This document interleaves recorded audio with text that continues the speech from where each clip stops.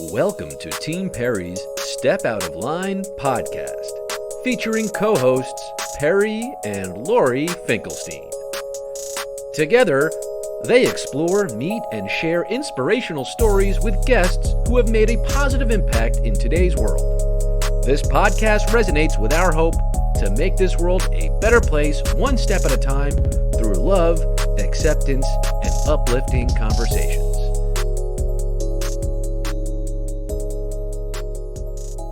Well, there's been several times I stepped out of line in my life. When you're a kid, stepping out of line is a little different. But I guess starting with baseball, just making the decision to, instead of immediately jump into the workforce, just to go to Colorado and give independent ball a shot for $50 a week with your buddy Jacob Fabry. I know you know Jacob. But I think I was stepping out of line a little bit there for myself. I just feel like maybe people around me thought it was time to hang up the cleats, after college and grad school. It's probably enough if I didn't get a call. But and then that led me to stepping out of line with choosing to play music, so maybe that one decision to continue to pursue baseball also had an effect on maybe the decision I made to keep it interesting and continue to do something different for a living. And I don't know, maybe just offset a whole chain reaction of bad decisions like that seem like bad decisions up front. And then when you invest your time and your effort into them, they actually turn out to be, exactly what you had hoped. I think that's, don't give up on yourself. That's the lesson you come out of it. You have to kind of make a decision that better for yourself. You have to kind of show people, guide them, like, yeah, I know what I'm talking about. You have to give me a shot here. So maybe those are the decisions I think I stepped out of line with. So you played baseball, and what I read, you were a relief pitcher, correct? Yes. Yeah. We love baseball. We're huge New York Mets fans. That's just nice. We do. And we've interviewed a couple of baseball players as well. One of them being Darryl Strawberry, which was a really fun. What? Yeah, he's great. And I'm a Yankee fan, so of course you are. I grew up being a Yankee fan, so I get you. But right. It's like marrying somebody out of your religion. It's worse than that. My wife's a Red Sox fan. Yeah. So when I watch baseball, I get very nervous because the pitcher, to me, controls the entire game, and the pitcher sets, the mood of the game, how it's going to go, and your players are there to support you. And now you're playing music, and I'm wondering if it's the same feeling you have, because you can control only so much in your music career, and you were lucky enough to work hard enough to get on The Voice, whichever way we adored you on, and we were so thank you to know your friend who knew you, who was on it. It was just like a nice connection we made, but you were Do you feel like at a loss in that kind of situation where you don't have control over everything and it's really up to like the music gods? Or do you feel like all the hard work you're putting in, and I know you're working every night on your craft and you're performing and you're really being diligent about being out there, do you think that's going to be like, okay, this is my way to control my path and this is how I'm going to make it? Like, what is your mindset as a musician? Yeah, no, it's cool. I like the thing about baseball, I guess. I know you said the pitcher's in charge to a certain extent. You have to shake off the catcher if you really want to be truly in charge out there, I guess. But I think the biggest thing baseball gave me was learning how to lose. Especially as a pitcher, you go in there and one game you can give up, the game-winning home run, you can get shelled, and then the next game you can go in there and just strike out the side, and and eventually you start to realize it has nothing to do with how prepared I think I am. It just has to do with maybe I'm just being outplayed that day. Maybe how am I going to learn from it? And I think taking that into music and into The Voice especially, the pressure is not there.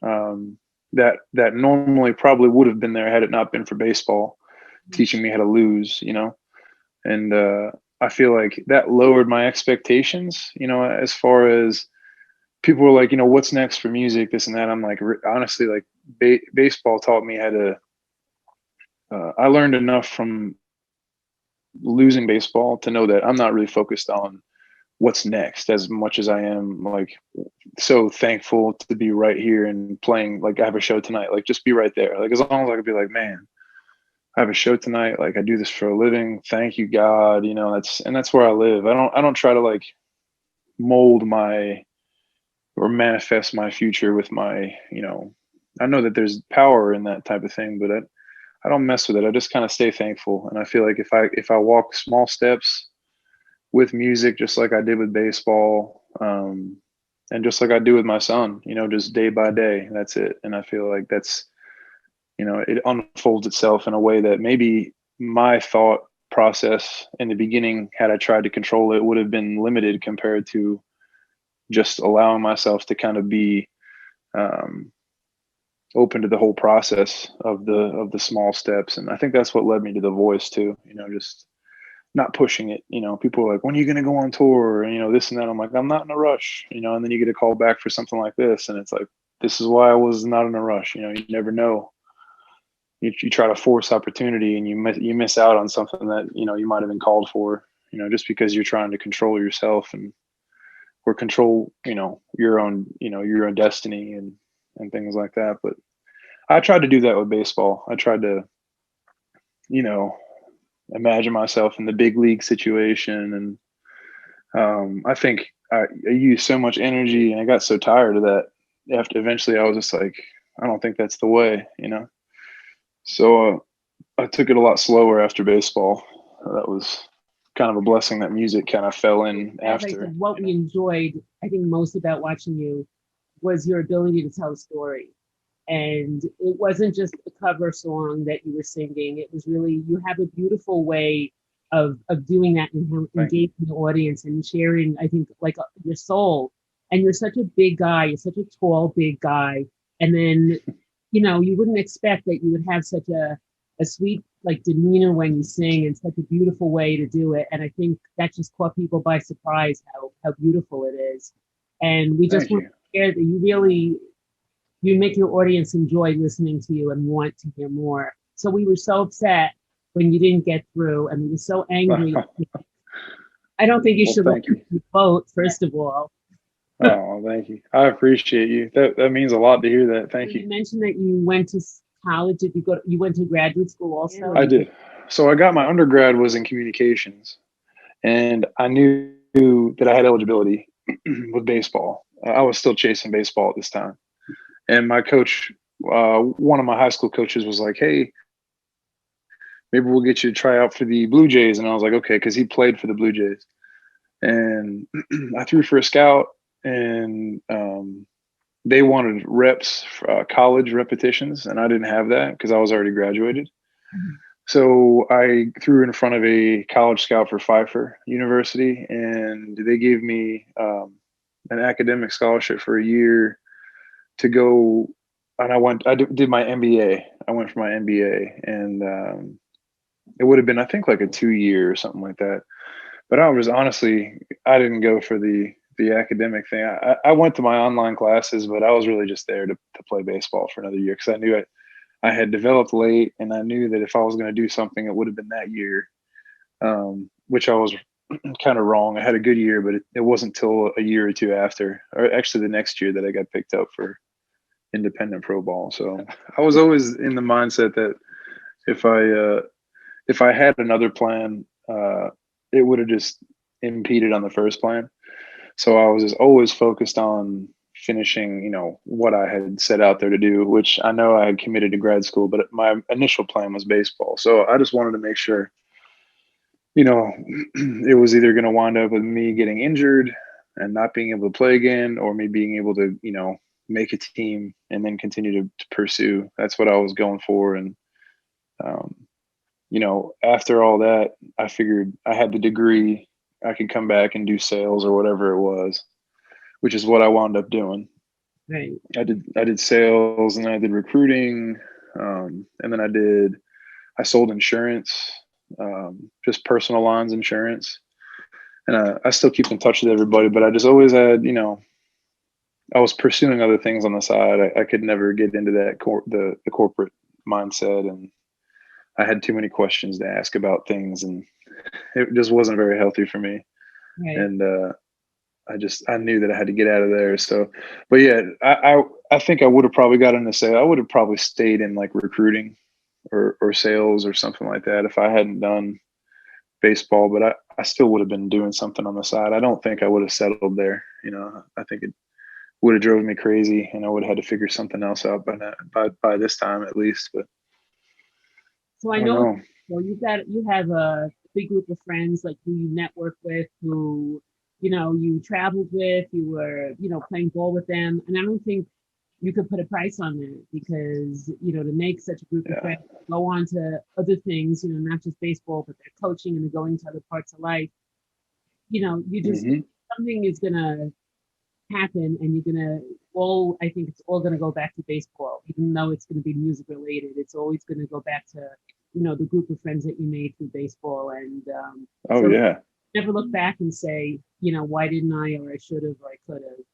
Totally. And that first decision you made, stepping out of line, propelled you forward and helped make your choices forward. Like, how did you meet your wife? How did you meet her? Yeah, it was college. So even still, I was going to school because I wanted to chase baseball. I probably would have figured. I was also down that education path, so I feel like most of us were just kind of going blindly because we thought, college is natural. It's the next step, and Right. I was just went down. I was like going. I wanted to play ball at App State, but I didn't get in. I don't think my counselor sent my papers, but I wound up going to school down the street just like you did, Perry. So that's good. You save a lot of hassle by not having to live on campus and go through all that stuff. But just it would have been weird if I didn't have baseball. I haven't even thought what maybe I would have considered myself as professionally, had it not been for the one-off stuff that people kind of decided to give up on early. And they tell you, oh, you're lucky to do it. It's like, it's a lot of work, right. But it's just a different path completely. Everybody in baseball that we've spoken to, and we've interviewed Nelson Figueroa, who's our friend, who's a pitcher, and Strawberry, and then that's so cool. Also, and everybody seems that it's just been their dream since they were a kid, and they always knew since they were like 3 or 4 years old that they'd be doing baseball. And I think it was, whether they got supported by their family or not, I just think regardless, it was just a path. So when you find yourself having a love of something, and if you don't do it, that's when you regret it. 100%. That could that's be so true. Which is, music is your love, and it's your life right now. And you just got to go for it and do it. And, right. You got to follow your dream. Absolutely. Everybody has a different dream. You just got to follow it. Yeah. Like you said, it could just be a path leading to the thing that you were meant to do, or that you have been looking for. But if you don't chase it, you don't know. You'll never give yourself a chance. A good point. I mean, that's awesome. That's right on the money right there. Do you write your own music, Sully? I do. Yeah, absolutely. All time of any song of any genre. I said on The Voice when they asked me this, I said "Taxi" by Harry Chapin, but just for the sake of switching it up, I think I'll go with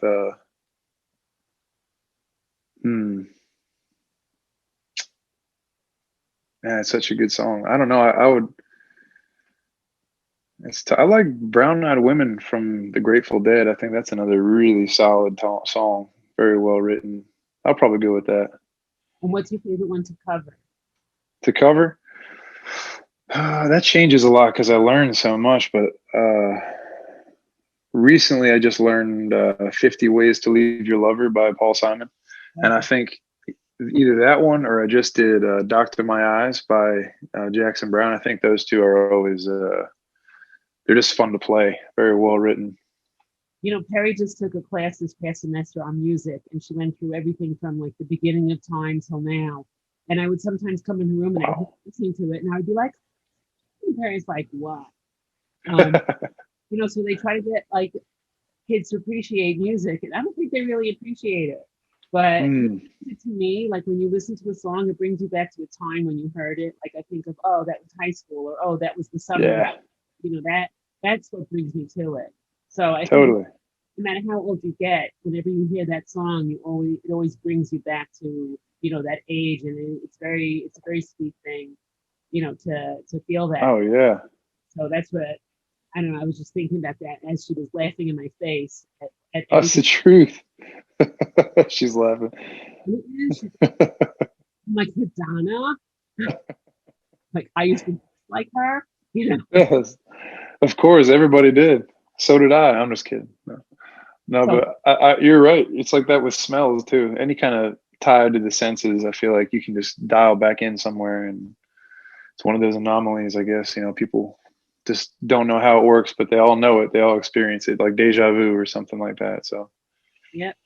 So, Sully, last question. Where do you see yourself 5 years from now? 5 years from now? But where 5 years from now do you think you want to be?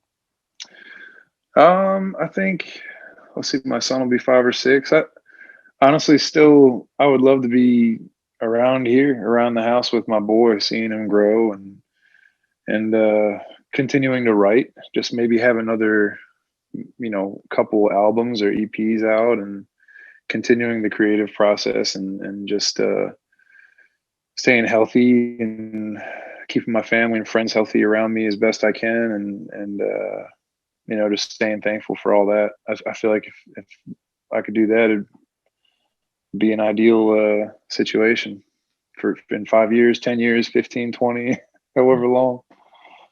Yeah. Well, you're a good guy, Sully, and we really appreciate you. So are y'all. You and Perry, keep up that good work. I know it's a lot of work, so keep on doing your thing. Like your mom said, that's a pretty good guidance right there.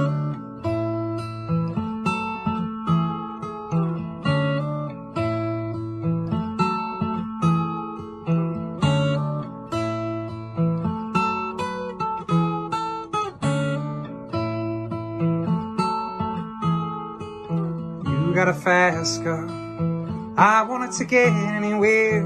Maybe we can make a deal. Maybe together we can get somewhere. Any place is better. Starting from zero, got nothing to lose. Maybe we'll make something. Me, myself, I got nothing to prove.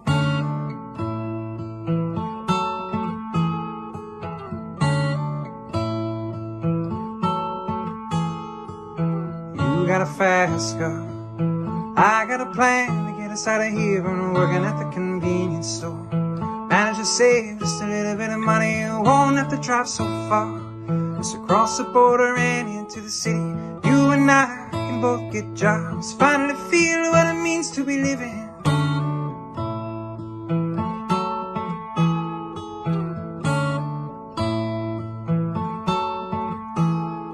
See, my old man's got a problem. Live with the bottle, that's the way it is. Said his body's too old for working, body's too young to look like this. So mama went off and left him. She wanted more life than he could give. Said somebody's gotta take care of him. I quit school, that's what I did.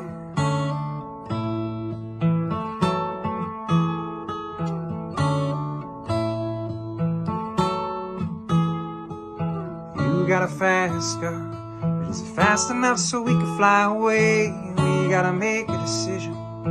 Leave tonight or live and die this way.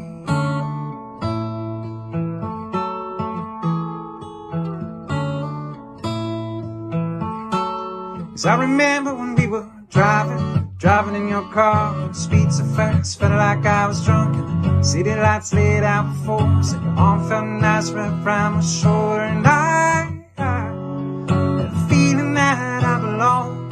I had a feeling I could be someone, be someone, be someone.